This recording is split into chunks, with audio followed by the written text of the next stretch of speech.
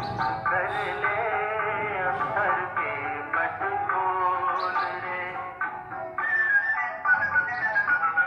माला फेरत डुबुआ गया न मन का फेर रे, गया न मन का फेर रे, हाथ कमल का छोड़ दे, हाथ कमल का तोड़ दे, मन का फेर, तूने रात गवाई सोए के, दिवस गवाया खाए के, हीरा जन्म अमोल था, मौरी बदले जाए, तूने रात गवाई सोए के।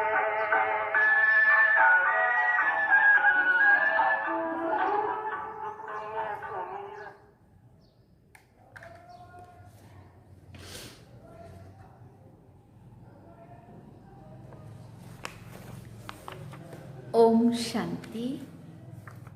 बाबा गुड मॉर्निंग। आज बाबा के 12 जनवरी 2023 के महावाक्य हैं। बाबा ने सार में कहा, मीठे बच्चे, बाप उस्ताद ने तुम्हें मनुष्य से देवता बनने का हुनर सिखलाया है, तुम फिर श्रीमत पर औरों को भी देवता बनाने की सेवा करो। बाबा ने प्रश्न पूछा, अभी तुम बच्चे कौन सा श्रेष्ठ कर्म करते हो जिसका रिवाज भक्ति में भी चला आता है? बाबा ने उत्तर में कहा, तुम अभी श्रीमत पर अपना तन मन धन, भारत तो क्या पूरे विश्व कल्याण अर्थ अर्पण करते हो। इसी का रिवाज भक्ति में मनुष्य ईश्वर अर्थ दान करते हैं। अभी जो हमने ईश्वरीय कार्य में लगाया अपना तन मन धन, वो फिर भक्ति मार्ग में भी लोग गायन करते हैं कि ईश्वर अर्थ दान करो। परंतु ईश्वर को ज़रूरत हमारे तन मन धन की अभी है, संगम युग में जब महापरिवर्तन बाबा कर रहे हैं। उन्हें फिर उसके बदले दूसरे जन्म में राजाई घर में जन्म मिलता है, और तुम बच्चे संगम पर बाप के मददगार बनते हो तो मनुष्य से देवता बन जाते हो। और गीत सुना, तूने रात गवाई सोए के, दिवस गवाया खाए। ओम शांति। बाप बच्चों को समझाते हैं। बच्चे जब समझते हैं, जब बच्चे समझते हैं तब फिर औरों को भी समझाते हैं। नहीं समझते तो औरों को भी समझा नहीं सकते। अगर खुद समझते तो औरों को अगर खुद समझते औरों को समझा नहीं सकते तो गोया कुछ भी नहीं समझते। कोई हुनर सीखता है तो उसको फैलाता है। कुछ भी अगर अपने में योग्यता है तो हम उसको सबको सिखाते हैं। ये हुनर तो बाप उस्ताद से सीखा जाता है कि मनुष्य से देवता कैसे बनाया जाए। देवताएं जिनके चित्र भी है मनुष्य को देवता बनाते हैं तो गोया वो देवता अभी नहीं है। देवताओं के गुण गाए जाते हैं ना, सर्वगुण संपन्न। यहाँ कोई मनुष्य के तो ऐसे कोई गुण गाए नहीं जाते। मनुष्य मंदिरों में जाकर देवताओं के गुण गाते हैं। भले पवित्र तो सन्यासी भी हैं, परंतु मनुष्य उन्हों के गुण ऐसे नहीं गाते। वो सन्यासी तो शास्त्र आदि भी सुनाते हैं, देवताओं ने तो कुछ भी नहीं सुनाया है। तो भी देखो देवताओं का गायन कितना है। वो तो प्रारब्ध भोगते हैं। अगले जन्म में पुरुषार्थ कर मनुष्य से देवता बने थे। अभी कोई में भी देवताओं जैसे गुण नहीं है। जहाँ गुण नहीं वहाँ जरूर फिर अवगुण होंगे। सतयुग में इसी भारत में यथा राजा रानी तथा प्रजा सर्वगुण संपन्न थे। उनमें सभी गुण थे। उन देवताओं के ही गुण गाए जाते हैं। उस समय और धर्म थे नहीं। गुण वाले देवताएं थे सतयुग में और अवगुण वाले मनुष्य हैं कलयुग में। सीधी सी स्पष्ट सी बात है। क्योंकि जब हम गुणवान थे तो हम देव समान थे, देवताओं की दुनिया थी। और नेचुरली है कि जब गुणवान है तो वो देव समान है, और जब अवगुणों से भर गए तो दुनिया ही आसुरों की बन गई, है ना, कलयुग कहलाया। अब ऐसे अवगुण वाले मनुष्य को देवता कौन आके बनावे? गाया भी हुआ है, मनुष्य से देवता की ये करतना लागी बात, ये महिमा तो है परमपिता परमात्मा की। है तो देवताएं भी मनुष्य, परंतु उसमें गुण है और उसमें अवगुण है। गुण प्राप्त होते हैं बाप से, जिसको सतगुरु भी कहते हैं। अवगुण प्राप्त होते हैं माया रावण से। इतने गुणवान फिर अवगुणी कैसे बनते हैं? सर्वगुण संपन्न और फिर सर्व अवगुण संपन्न कौन बनाता है? ये भी तुम बच्चे जानते हो। कैसे हम सर्वगुण संपन्न थे और माया ने आके कैसे दुर्गुण भर दिए, अवगुण भर दिए। गाते भी हैं मुझ निर्गुण हारे में कोई गुण नहीं। देवताओं के कितने गुण गाते हैं, इस समय तो वो गुण किसी में भी नहीं है। खान पान आदि कितना गंदा है। देवताएं हैं वैष्णव संप्रदाय और इस समय के मनुष्य हैं रावण संप्रदाय। खान पान कितना बदल गया है। सिर्फ ड्रेस को नहीं देखना है, देखा जाता है खान पान और विकारीपन को। बाप खुद कहते हैं मुझे भारत में ही आना पड़ता है। ब्रह्मा मुख वंशावली ब्राह्मणियों द्वारा स्थापना कराता हूँ। ये ब्राह्मणों का यज्ञ है ना, वो विकारी ब्राह्मण मुख वंशावली और ये है मुख वंशावली। बहुत फर्क है। वो साहूकार लोग जो यज्ञ रचते हैं उसमें जिस्मानी ब्राह्मण होते हैं। ये है बेहद का बाप, साहूकारों से साहूकार, राजाओं का राजा। साहूकारों का साहूकार क्यों कहा जाता है? क्योंकि साहूकार भी कहते हैं कि हमको ईश्वर ने धन दिया। साहूकारों का साहूकार, उनको भी साहूकार बनाने वाला। ईश्वर अर्थ दान करते हैं तो दूसरे जन्म में धनवान बनते हैं। इस समय तुम शिव बाबा को सब कुछ तन मन धन अर्पण करते हो तो कितना ऊंच पद पाते हो। तुम श्रीमत पर इतने ऊंच कर्म सीखते हो तो तुमको जरूर फल मिलना चाहिए ना। तन मन धन अर्पण करते हो, वो भी ईश्वर अर्थ करते हैं कोई के थ्रू। ये रिवाज भारत में ही है। तो बाप तुमको बहुत अच्छे कर्म सिखलाते हैं। तुम ये कर्तव्य सिर्फ भारत तो क्या परंतु सारी दुनिया के कल्याण अर्थ करते हो तो उसका एवजा मिलता है मनुष्य से देवता बनने का। जो श्रीमत पर जैसा कर्म करते हैं ऐसा फल मिलता है। हम साक्षी होकर देखते रहते हैं कौन श्रीमत पर चल मनुष्य को देवता बनाने की सेवा करते हैं। कितना जीवन परिवर्तन हो जाता है। श्रीमत पर चलने वाले ब्राह्मण ठहरे, इसलिए ब्राह्मणों को श्रेष्ठ माना गया। श्रीमत पर जिन्होंने अपना धर्म कर्म श्रेष्ठ बना लिया वही सच्चे ब्राह्मण कहलाए। बाप कहते हैं ब्राह्मणों द्वारा शूद्रों को बैठकर राजयोग सिखलाता हूँ। सुना, इसलिए उसका गायन है भक्ति में, ब्राह्मणों के द्वारा ही कथा होगी। कोई भी मंगल कार्य है ब्राह्मणों के द्वारा ही होगा। पूजा पाठ कहो, जन्मदिन से लेके लगन से लेके कोई भी कुछ भी, घर का गृह प्रवेश करना है तो भी उन ब्राह्मणों के बिना नहीं होता। तो देखो ये उसकी यादगार है। पवित्र ब्राह्मण जिनका जीवन इतना सुंदर श्रेष्ठ हो उनके द्वारा फिर बैठ करके बाबा कहते मैं शूद्रों को राजयोग सिखाता हूँ। तो वहाँ फिर कथा का गायन है। 5000 वर्ष पहले की बात है। भारत में ही देवी देवताओं का राज्य था। चित्र दिखाने चाहिए, चित्रों बिगर समझेंगे पता नहीं ये कौन सा नया धर्म है जो शायद विलायत से आता है। चित्र दिखाने से समझेंगे ये तो देवताओं को मानते हैं। तो समझाना है कि श्री नारायण के अंतिम 84वें जन्म में परमपिता परमात्मा ने प्रवेश किया है और राजयोग सिखा रहे हैं। ये उनके 84वें जन्म का भी अंत है। जो सूर्यवंशी देवता थे उन सभी को आकर फिर से राजयोग सीखना है। ड्रामानुसार पुरुषार्थ भी जरूर करेंगे। तुम बच्चे अभी सन्मुख सुन रहे हो और बच्चे फिर टेप द्वारा सुनेंगे तो समझेंगे हम भी माता पिता के साथ 100 देवता बन रहे हैं। इस समय 84वें जन्म में पूरे बेगर जरूर बनना है। आत्मा बाप को सब कुछ सरेंडर करती है। ये शरीर ही अश्व है जो स्वाहा होता है। आत्मा खुद बोलती हम बाप के बने हैं, दूसरा ना कोई। मैं आत्मा इस जीव द्वारा परमपिता परमात्मा के डायरेक्शन अनुसार सेवा कर रहा हूँ। बाप कहते हैं योग भी सिखाओ और सृष्टि चक्र कैसे फिरता है वो भी समझाओ। जिसने सारा चक्र पास किया होगा वो इन बातों को झट समझेंगे। जो इस चक्र में आने वाला नहीं होगा वो ठहरेगा ही नहीं। ऐसे नहीं कि सारी सृष्टि आएगी, ऐसा नहीं कि सारी दुनिया यहाँ आएगी, इसमें भी प्रजा ढेर आएगी। राजा रानी तो एक होता है ना। जैसे लक्ष्मी नारायण का एक गाया जाता है, राम सीता भी एक गाया जाता है। प्रिंस प्रिंसेस तो और भी होंगे ना, मुख्य तो एक होगा ना।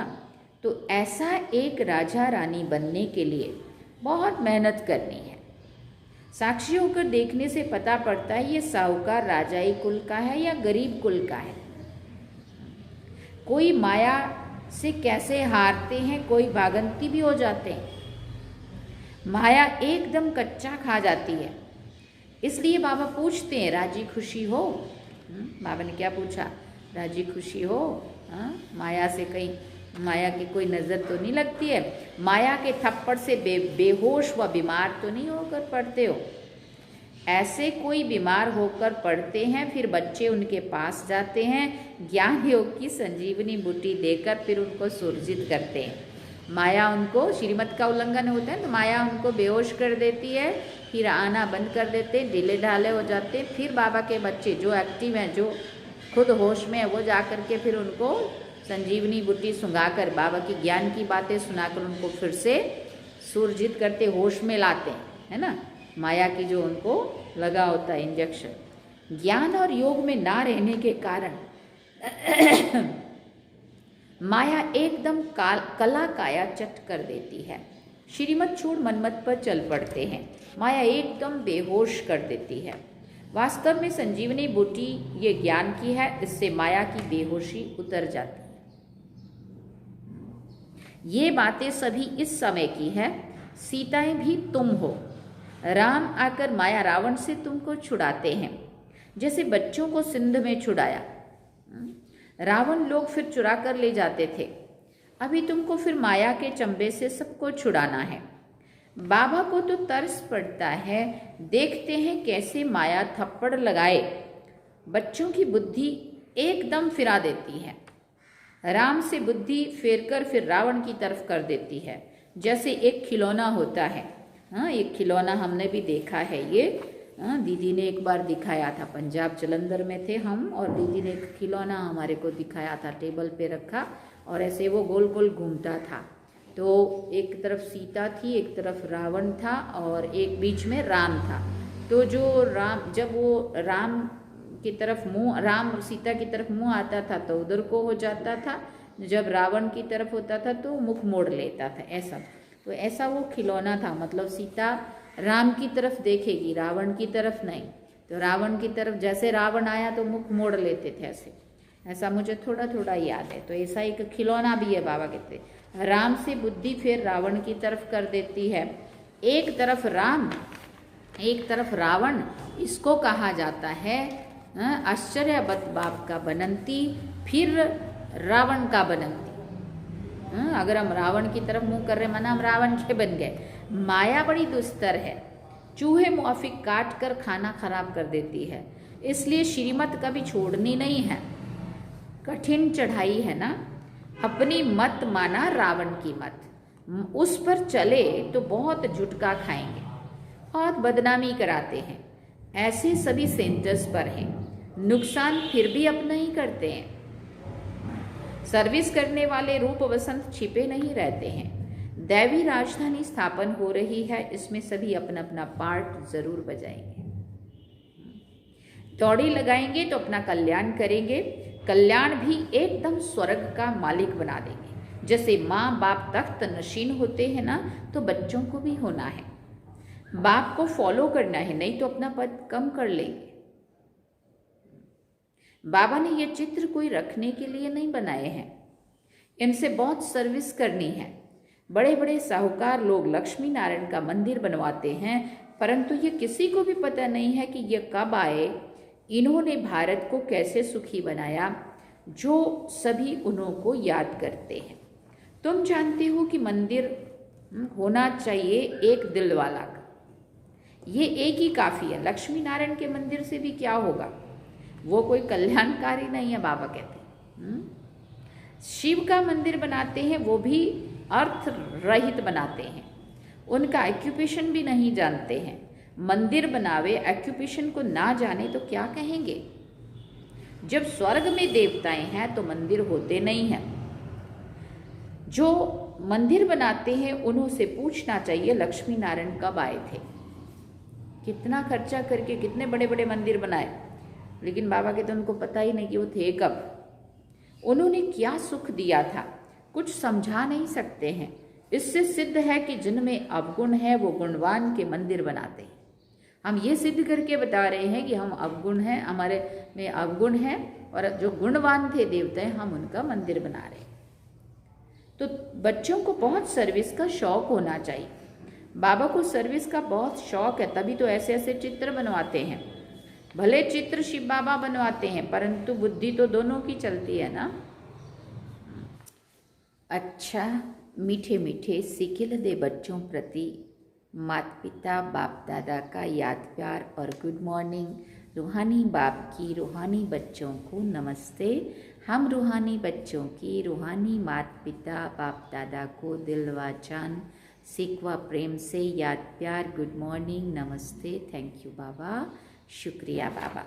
अब रात्रि क्लास सुनेंगे। 28 जून 1968 माना 68 में बाबा ने रात को ये मुरली चलाई थी, क्लास कराई थी। बाबा ने कहा यहाँ सभी बैठे हैं, समझते हैं कि हम आत्माएं हैं, बाप बैठा है। आत्मा अभिमानी होकर बैठना इसको कहा जाता है। सभी ऐसे नहीं बैठे हैं कि हम आत्मा हैं, बाबा के सामने बैठे हैं। अब बाबा ने याद दिलाया है तो स्मृति आएगी, अटेंशन देंगे। ऐसे बहुत है जिनकी बुद्धि बाहर भागती है, यहाँ बैठे भी जैसे कि कान बंद है, बुद्धि कहाँ बाहर में कहाँ न कहाँ दौड़ती रहती है। बच्चे जो बाप की याद में बैठे हैं वो कमाई कर रहे हैं। बहुतों का योग बाहर में रहता है, वो जैसे कि यात्रा में नहीं है, टाइम वेस्ट होता है। बाप को देखने से भी बाबा याद पड़ेगा। नंबरवार पुरुषार्थ अनुसार तो है ही, कोई कोई को पक्की आदत पड़ जाती है। हम आत्मा हैं, शरीर नहीं है। बाप नॉलेजफुल हैं तो बच्चों को भी नॉलेज आ जाती है। सभी अभी वापस जाना है, चक्र पूरा होता है, अभी पुरुषार्थ करना है। बहुत गई थोड़ी रही, थोड़ी भी अब जाए। इम्तहान के दिनों में फिर बहुत पुरुषार्थ करने लग पड़ेंगे। समझेंगे अगर हम पुरुषार्थ नहीं करेंगे तो नापास हो जाएंगे, पद भी बहुत कम हो जाएगा। बच्चों का पुरुषार्थ तो चलता ही रहता है। देह अभिमान के कारण विकर्म होंगे, इसका 100 गुना दंड हो जाएगा, क्योंकि हमारी निंदा कराते हैं। ऐसा कर्म नहीं करना चाहिए जो बाप का नाम बदनाम हो। इसलिए गाते हैं सतगुरु के निंदक ठौर ना पाए। ठौर माना बादशाही, ठिकाना माना कुछ भी उनको नहीं मिलेगा। पढ़ाने वाला भी बाप है और कहाँ भी सत्संग में एम ऑब्जेक्ट नहीं है। ये है हमारा राजयोग, और कोई ऐसे मुख से कह ना सके कि हम राजयोग सिखलाते हैं। वो तो समझते हैं शांति में ही सुख है। वहाँ तो ना दुख और ना सुख की बात है, शांति ही शांति है। फिर समझा जाता है इनकी तकदीर में कम है। सभी से तकदीर ऊंची उनकी है जो पहले से पार्ट बजाते हैं। वहाँ उनको ये ज्ञान नहीं रहता है, वहाँ संकल्प ही नहीं चलेगा। बच्चे जानते हैं हम सभी अवतार लेते हैं, भिन्न भिन्न नाम रूप में आते हैं। ये ड्रामा है ना। हम आत्माएं शरीर धारण कर उसमें पार्ट बजाती हैं। वो सारा राज बाप बैठ समझाते हैं। तुम बच्चों को अंदर में अतीन्द्रिय सुख रहता है, अंदर में खुशी भी रहती है। कहेंगे ये देही अभिमानी है। बाप समझाते भी हैं, तुम स्टूडेंट हो, जानते हो हम देवता स्वर्ग के मालिक बनने वाले हैं। सिर्फ देवता भी नहीं, हम विश्व के मालिक बनने वाले हैं। ये अवस्था स्थायी तब रहेगी जब कर्मातीत अवस्था होगी। ड्रामा प्लान अनुसार होनी है जरूर। तुम समझते हो हम ईश्वरीय परिवार में हैं, स्वर्ग की बादशाही मिलनी है जरूर। जो जास्ती सर्विस करते हैं, बहुतों का कल्याण करते हैं, तो जरूर ऊंच पद मिलेगा। बाबा ने समझाया है ये योग की बैठक यहाँ हो सकती है, बाहर सेंटर पर ऐसे नहीं हो सकती है। 4 बजे आना, निष्ठा में बैठना वहाँ कैसे हो सकता है? नहीं, सेंटर में रहने वाले भले बैठे, बाहर वाले को भूले चुके भी नहीं कहना है।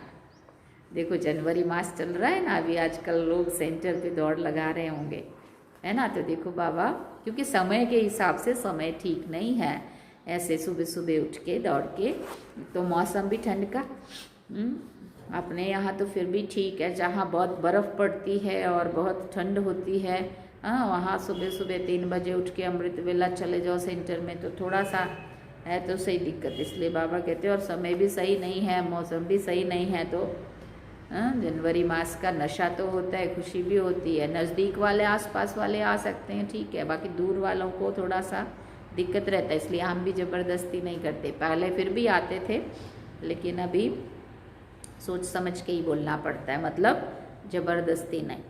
बाहर वाले को कभी भूले चुके भी नहीं कहना है, समय ऐसा नहीं है। यहाँ ठीक है, घर में ही बैठे हैं, वहाँ तो बाहर से आना पड़ता है ना, दूर से आना पड़ता है, उनको तो दिक्कत होती है। ये सिर्फ यहाँ के लिए है। बुद्धि में ज्ञान धारण होना चाहिए। हम आत्मा है, उनका ये अकाल तख्त है। फिर बाबा कहते हैं ये आदत पड़नी चाहिए। हम भाई भाई हैं, भाई से हम बात करते हैं, अपने को आत्मा समझ बाप को याद करो तो विकर्म विनाश हो जाएं।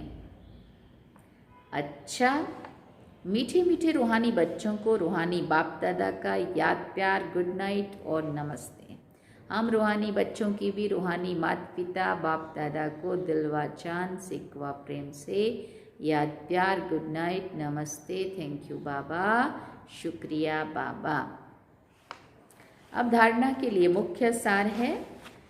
पहला पॉइंट, ज्ञान योग की संजीवनी बूटी से स्वयं को माया की बेहोशी से बचाते रहना है, मन मत पर कभी नहीं चलना है। दूसरी बात, रूप वसंत बन सर्विस करनी है, माता पिता को फॉलो कर तख्त नशीन बनना है। वरदान में बाबा ने कहा, अपनी शक्तिशाली स्थिति द्वारा दान और पुण्य करने वाले पूजनीय और गायन योग्य भव। अपनी शक्तिशाली स्थिति द्वारा दान और पुण्य करने वाले पूजनीय और गायन योग्य भव। अंतिम समय में जब कमजोर आत्माएं आप संपूर्ण आत्माओं के द्वारा प्राप्ति का थोड़ा भी अनुभव करेंगी, तो यही अंतिम अनुभव के संस्कार लेकर आधा कल्प के लिए अपने घर में विश्रामी होंगी और फिर द्वापर में भक्त बन आपका पूजन और गायन करेंगी। इसलिए अंत की कमजोर आत्माओं के प्रति महादानी वरदानी बन अनुभव का दान और पुण्य करें। ये सेकंड का शक्तिशाली स्थिति द्वारा किया हुआ दान और पुण्य आधा कल्प के लिए पूजनीय और गायन योग्य बना देगा। स्लोगन में बाबा ने कहा, परिस्थितियों में घबराने की बजाय साक्षी हो जाओ तो विजय बन जाएंगे। परिस्थितियों में घबराने की बजाय साक्षी हो जाओ तो विजयी बन जाएंगे। अच्छा, ओम शांति। सार में बाबा ने कहा, मीठे बच्चे, बाप उस्ताद ने तुम्हें मनुष्य से देवता बनने का हुनर सिखलाया है, तुम फिर श्रीमत पर औरों को भी देवता बनाने की सेवा करो। और गीत सुना, तूने रात गवाई सोई के। तो ये थे आज के बाबा के महावाक्य। अब हम बाबा को याद करते हैं। चलिए बाबा की